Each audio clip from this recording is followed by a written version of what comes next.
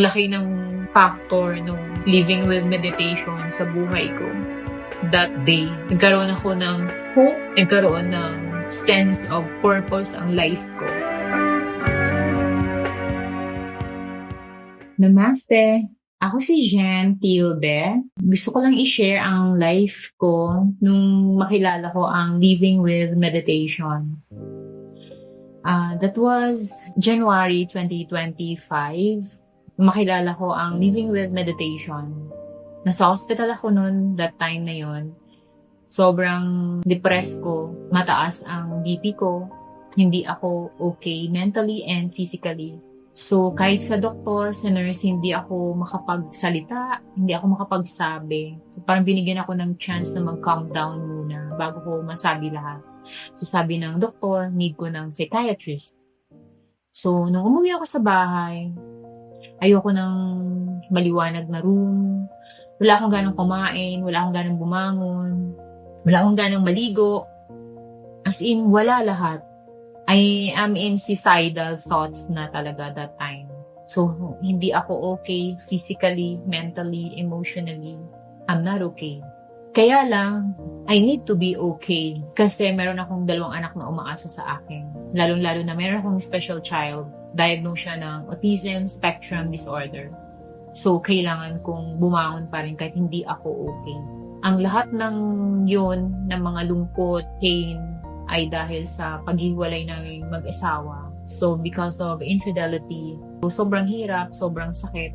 Lalo-lalo na kapag yung nanakit sa'yo is yung taong pinagkatiwalaan mo, minahal mo, sobrang hirap. Pero, nung araw na yun, dahil sa sobrang depressed ko siguro, so ano-ano na yung mga naiisip ko na hindi maganda. So, in short, naging very emotional person ako. Negative lahat ng pumapasok sa utak ko.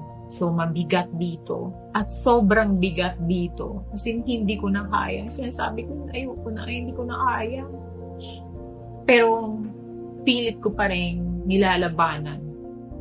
Nasa in denial stage ako that time na kaya ko. Pero, in real, hindi ko kaya. Habang nag-scroll ako sa phone ko, biglang nag-flash ang living with meditation. So, pinanood ko siya. Then, curious ako. Nag-message ako. Then, thank God, nag-reply agad. Tapos, may mga instruction. So, I just followed the instruction. And then, I messaged Teacher Neng. I thought, nasa Pilipinas siya. Pero, Canada-based pala siya. Lahat-lahat, kinuwento ko kay Teacher Neng, wala akong itinago. Isa-isa lahat, sinabi ko. Abang kinukwento ko lahat sa kanya, mag-flashback na naman lahat sa akin. Grabe na naman yung iyak ko. Sobra. That night, sabi ni Teacher Neng, panoorin mo yung video na yan. Get-ready mo yourself mo.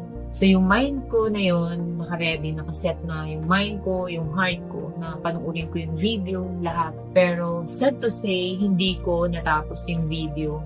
Yung Japa meditation, nakatulog ako. Para akong hinele-hele, ang ganda ng tulog ko. As in, kasi problema ko rin na hindi ako makatulog. Dahil nga ang dami-dami kong iniisip. So that night, grabe, ang gaan-gaan pakiramdam ko. Nakatulog ako talaga. As in, hindi ko siya natapos. Mga ilang minutes pa lang, nakatulog na talaga ako. Ito na yung pinakamaganda na part. Nung pagkising ko sa umaga, parang hindi ako mismo nanibago sa sarili ko. Ako ba talaga to? Tapos lumabas ako sa kwarto kasi tulog pa yung 2 anak ko. Sabi ko, Lord, kung ito yung will mo, sige Lord, I surrender everything. Hindi ko na kontroladong lahat. Ikaw na lahat. Ikaw na, binibigay ko na lahat sa'yo. As in, wala na akong control dito. Alam kong ikaw na talaga. Ikaw na yung will ng life ko. Ikaw na bahala, Lord, sa lahat-lahat. So that day, yung utak ko para siyang na-reset, na-refresh yung mind ko. Kung yung dating Jen na puro negativity, lahat napalitan siya ng positive. Though sometimes, pero ang laki ng factor nung living with meditation sa buhay ko.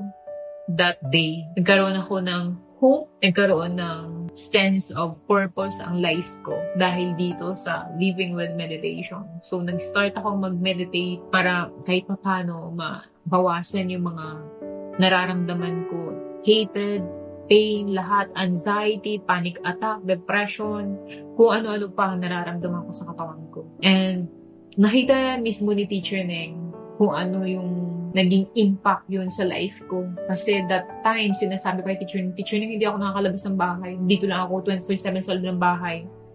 So that time, parang nagkaroon ako ng clear mind, nakapag-start ako ng mag-walking, running, going to the gym, nakapag-workout ako. Kung yung dati kong life, na ibalik ko siya ulit.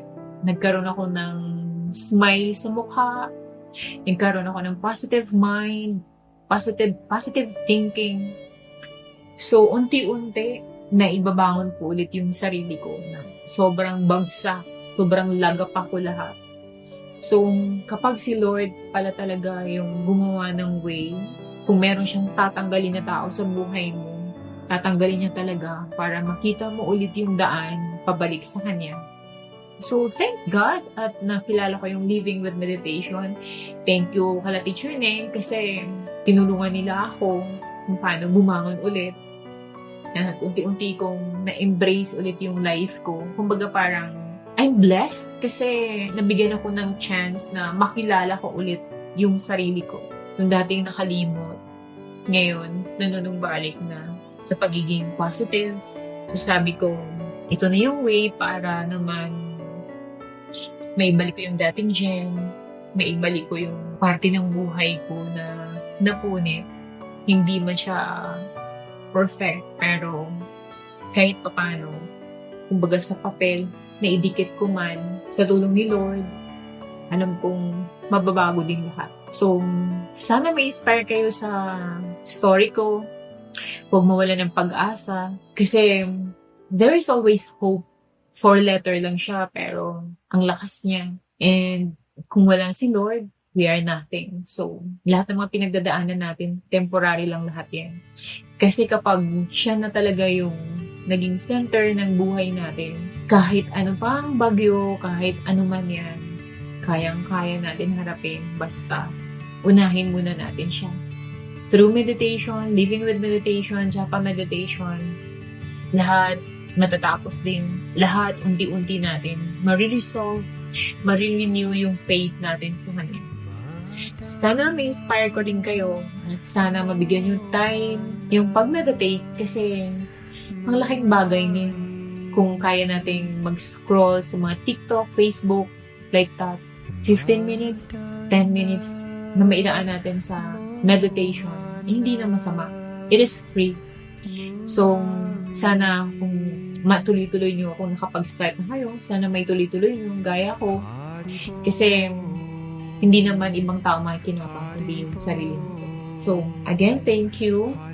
And sana ma-inspire ko kayo and sana huwag tayong mawala ng pag-asa. There is always hope. Thank you.